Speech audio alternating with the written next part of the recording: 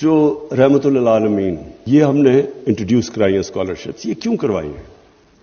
میں کئی دفعہ سنتا ہوں کہ جی دیکھیں آپ یہ خیر عجیب چیزیں سنتا ہوں، کیونکہ لوگوں کو بدقسمتی سے سمجھ ہی نہیں ہے کہ وہ رحمت للعالمین کیا ہستی تھی، وہ کتنا بڑا انقلاب آیا تھا دنیا کی تاریخ میں۔ وہ ہمارے یوتھ کو نہیں ابھی تک سمجھ آ رہی۔ جب تک ہم اپنے یوتھ کو نہیں بتائیں گے کہ جو مدینہ کے اندر کتنا بڑا دنیا کی تاریخ کا انقلاب آیا تھا، جس کی وجہ سے اللہ کا حکم ہے کہ نبی صلی اللہ علیہ وسلم کی سنت پہ چلو، وہ کسی وجہ سے اللہ نے کیوں حکم دیا تھا؟ اللہ تو بے نیاز ہے ہماری بہتری کے لیے۔ جو بھی معاشرہ ان کی سنت پہ چلے گا وہ اوپر چلا جائے گا، جو انسان اس راستے پہ چلے گا وہ اوپر چلا جائے گا۔ کیونکہ یہ بڑا امپورٹنٹ ہے سمجھنے کے لیے کانسیپٹ۔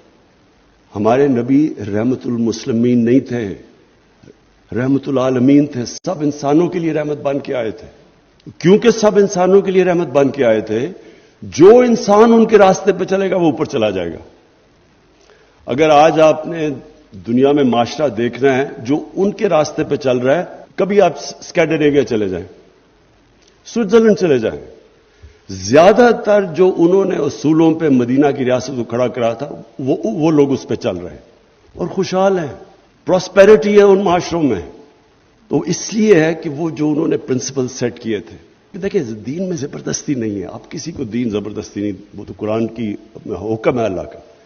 لیکن یہ ہمارا فرض ہے کہ اپنی یوتھ کو ہم بتائیں تو صحیح وہ کیا پرنسپلز تھے، سب کو پتا ہونا چاہیے۔ پھر چوائس آپ کی ہے، آپ نماز میں پڑھتے ہیں اللہ ان کے راستے پہ لگا جو نعمتیں بخشی، ان کے نہیں جو غلط راستے پہ چلے گئے، تو وہ تو اللہ نے ہمیں چوائس دی ہوئی ہے دو راستوں پہ۔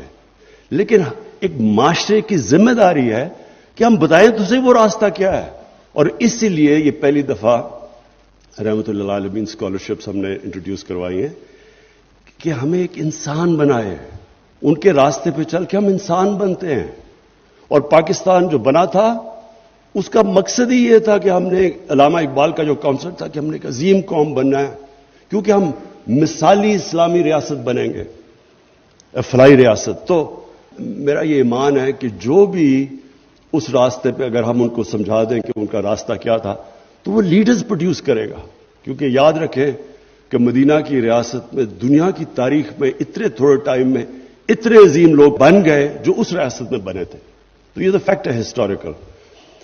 اس لیے اس کا ایک مقصد ہوگا کہ ہم اپنے یوتھ کو ٹیکنالوجی کی طرف اسکالرشپس پہ لے کے جائیں جو لیٹسٹ ٹیکنالوجیز ہیں۔